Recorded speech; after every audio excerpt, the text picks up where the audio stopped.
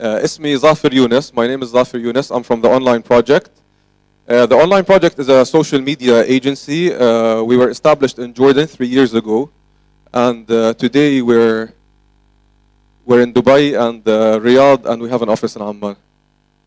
And you've just seen my presentation, so I'm going to start without the presentation.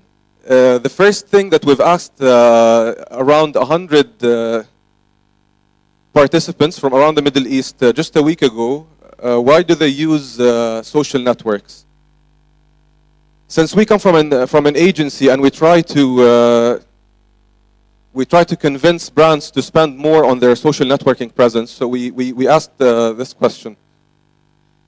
77% of the results said that they wanted to connect with friends and family, and only 22% of the users of social networks in the Middle East wanted to actually connect with brands.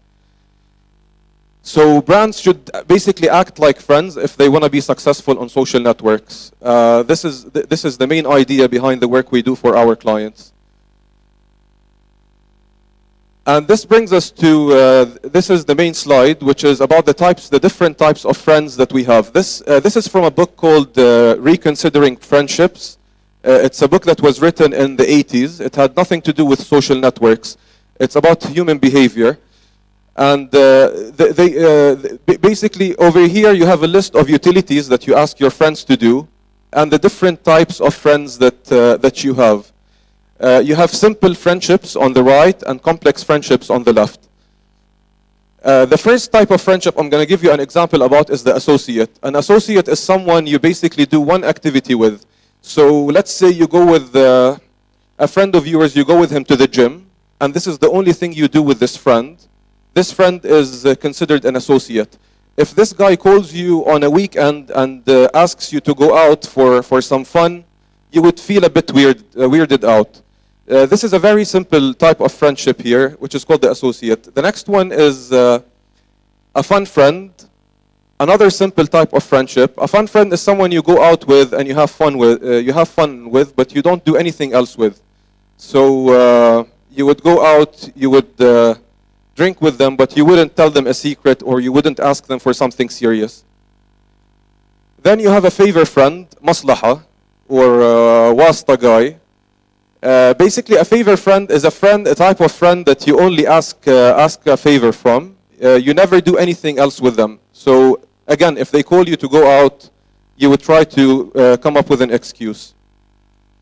So now we're moving towards the more complex friendship.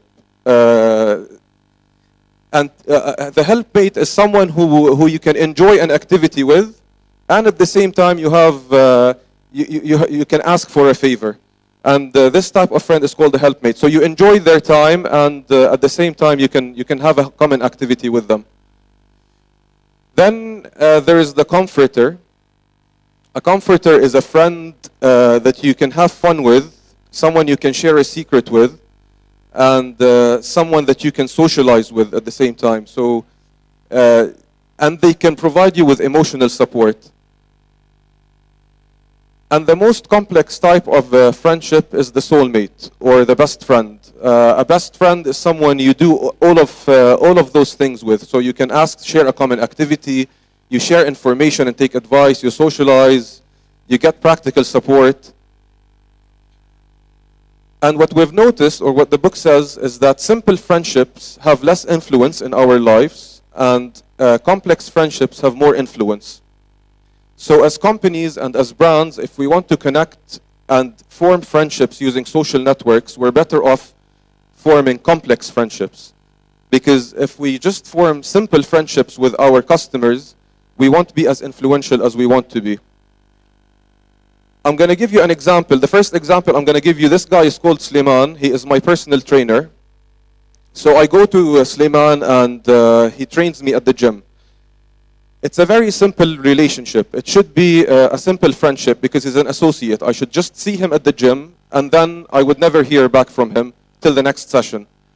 But what Sliman did actually is one day I had an injury in my knee, and he sent me an email with some extra information. And as soon as he did that, he actually became an associate and a useful contact at the same time. The other day, he ordered some gloves for himself from Amazon, and he ordered me an extra pair of gloves, and he gave them to me, and he basically became a favor friend as well.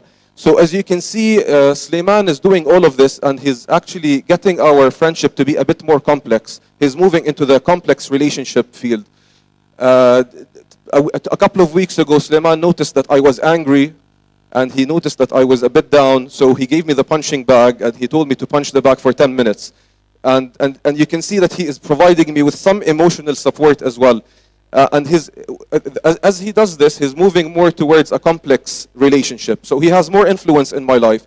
If I have a phone call from a new trainer, and he says, I can give you a 50% discount, it's not going to be as simple for me to leave Sulaiman and to go to the new trainer, because I have a complex relationship with Sulaiman. The second example is about a GSM company in the Middle East that is trying to build a friendship with their customer base using social networks. So the first thing they do on Facebook is they give out concert tickets for free. This type of relationship is very simple again, so it's a favor friendship. Second thing, they give a BlackBerry out, and then an iPad, and then a car. But what they're actually doing is they're spending more and more, but they're not making the relationship more complex. It's still a very simple relationship. It's the favor-friend relationship. And no one actually wants to be a favor friend in real life. As soon as you discover that one of your friends only calls you for favors, you don't want to be friends with them anymore. But sometimes brands don't realize that, and they spend more and more, but they actually stay in the favor-friend category.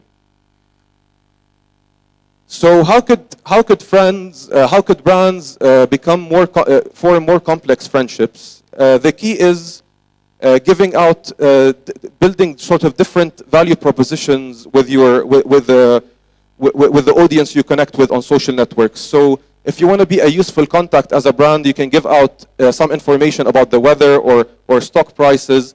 You can be a fun friend by telling them jokes and entertaining them. But you can also give them out prizes as favors. But you need to do the more sort of emotional type of stuff, which actually requires you to listen to your friends on those networks and figure out what they're into and what they're going through, so you can give them some emotional support. The more complex the friendship, the more influential it is, and the more complex of a relationship we build between a brand and between the audience, the more useful it would be to the brand and the more influencing it would be. Thank you.